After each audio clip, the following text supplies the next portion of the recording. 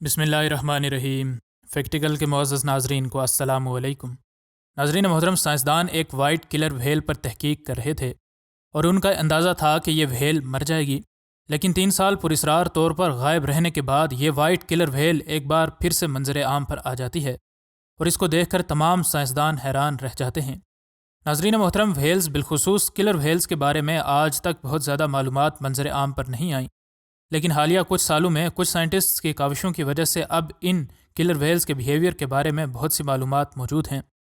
रूस के समुद्री पानियों में किलर व्हेल पर रिसर्च करने वाले साइंटिस्ट एरिक हाइट के फार ईस्ट रशिया प्रोजेक्ट की वजह से अब इन समंदर के खूबसूरत, खतरनाक और बेहद ज़हीन जानवरों के बारे में मालूमात मंजर आम पर आ रही हैं।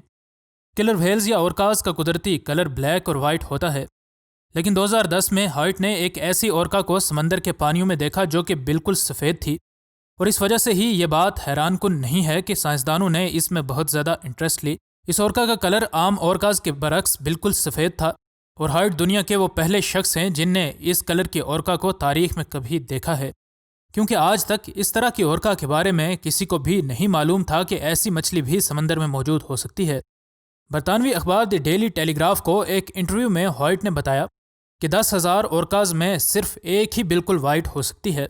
और हमें इस बात का बिल्कुल यकीन नहीं है कि इसका कलर कैसे बिल्कुल सफ़ेद है, और हम अंदाज़ा कर सकते हैं कि इसके बिल्कुल सफ़ेद रंग की वजह एल्बाइनिज़म या ल्यूसिज़म हो सकती है। एल्बाइनिज़म सिर्फ ब्लैक कलर देने वाले पिगमेंट की कमी होती है, जबकि ल्यूसिज़म जिन जानवरों में मौजूद होता है उनमें ब्लैक पिगमेंट के अलावा दीगर पिगमेंट्स की भी कमी होती है, और साइंसदान इस वजह से अंदाज़ा लगा रहे थे कि यह ओरका ज़्यादा अरसे तक ज़िंदा नहीं रह सकती। हाइट ने यह तो कहा कि एक बिल्कुल वाइट ओरका के पैदा होने के चांसेस 10,000 में एक होते हैं, और फिर यह भी बताया कि इनमें से कोई भी किलर व्हेल आज तक ज़्यादा अरसे तक ज़िंदा नहीं रह सकी और ये कुछ ही अरसे में मर जाती हैं। 2012 तक वो इस पर तहकीक करते रहे और उन्हें यही उम्मीद थी कि यह ओरका भी बहुत जल्द मर जाएगी, लेकिन किसे मालूम था कि यह उनकी रिसर्च को गलत प्रूव करने वाली है। हाइट ने कहा कि हमने रूस के समंदरों में 2 और वाइट ओरकास को भी देखा,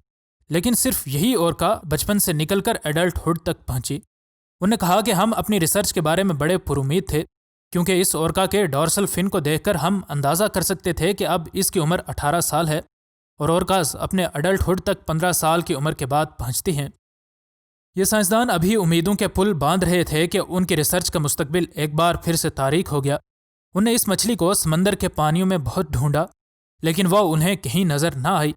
आखिर साइंसदानों ने इस बात का एतराफ़ कर लिया कि यह मछली गायब हो चुकी है। यकीनन उनको यही गुमान हुआ होगा कि हमारी बात सही थी और ये मछलियाँ ज़्यादा अरसे तक ज़िंदा नहीं रह सकती, और कहीं ना कहीं ये मछली मर चुकी होगी।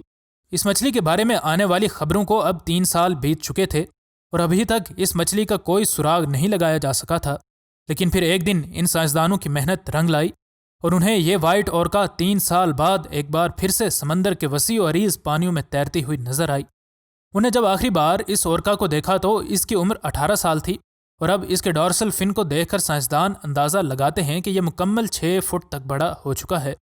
जो कि एक बड़े एडल्ट मेल की मुकम्मल ग्रोथ के बाद इस हाइट तक पहुंचता है। इस बात से साइंसदान अंदाज़ा लगाते हैं कि यह वही ओरका है जो कि 3 साल पहले गायब हुई थी, और अब यह 21 साल की है और मुकम्मल सेहतमंद और तंदुरुस्त भी। 3 साल पहले जब यह मछली पुरस्रार तौर पर गायब हुई थी तो इसकी फैमिली में इस जैसी और कोई मछली नहीं थी, लेकिन अब इसकी फैमिली में मज़ीद इस जैसी बिल्कुल वाइट ओरकास देखी जा सकती हैं। इन ओरकास के बारे में कहा जाता है कि ये सारी उम्र अपनी फैमिली के साथ रहती हैं, और जिस तरह भेड़ियों में एक फैमिली स्ट्रक्चर मौजूद होता है, बिल्कुल वैसे ही ओरकास में भी एक फैमिली स्ट्रक्चर होता है, और शायद इसी वजह से इन्हें समंदर के भेड़ियों यानी सी वुल्फ्स का नाम दिया जाता है। मज़ीद नई वीडियोज़ के लिए हमारे चैनल को सब्सक्राइब कर लें। मिलते हैं अगली वीडियो में। फ़ी अमान अल्लाह।